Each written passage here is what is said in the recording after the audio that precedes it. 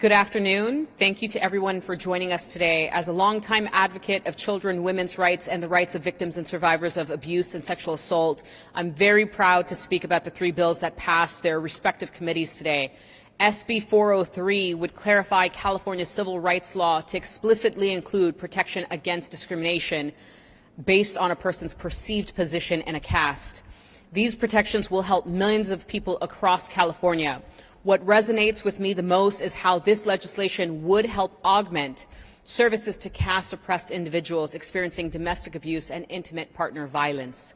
SB 404, the Safe Minors Act, makes it a crime for any person to willfully arrange or officiate a marriage between a minor and another person that occurs outside of the confines of existing marriage licensing laws. It is imperative that we protect children from being forced into non-consensual relationships with adults seeking to harm them. SB 464, Sexual Assault Survivors Bill of Rights, would expand survivors' rights by initiating a state audit of sexual assault evidence kits and ensure that case disposition is shared in a timely manner. Victims and survivors who do engage with the justice system are often left with little knowledge and communication regarding their cases. This bill would offer victims and survivors with necessary supports to manage our legal and justice systems. When considering what bills to work on and advance, my approach is to center on a framework of balancing power and protecting the most vulnerable. These bills do just that. I want to thank Maurice Soundarajan, Ann Ravel, Equality Labs, and the myriad of legal scholars for their tireless work on SB 403.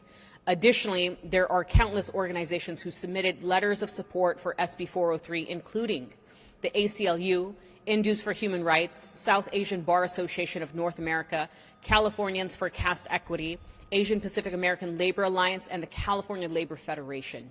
I also want to thank the opponents of the SB 403 for engaging in our democratic process. I am committed to continued conversations with the organization who raises concerns about SB 403, and I'm hopeful we can find a path forward together within the purpose of this bill. I extend my gratitude to California National Organization for Women, Joyful Heart Foundation, and RISE, Inc. for support of SB 464.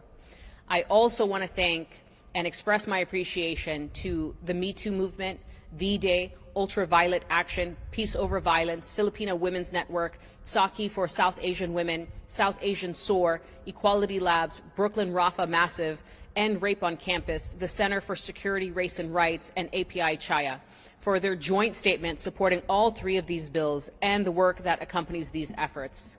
Finally, I really want to thank my staff, especially those in the district office. I've come to understand that taking such a strong position on an issue of civil rights will make me a target of harassment. However, it also made my staff targets. Their safety has been of the utmost importance to me. These past few months, I cannot begin to express my gratitude for their commitment and dedication to the work as we all move this forward.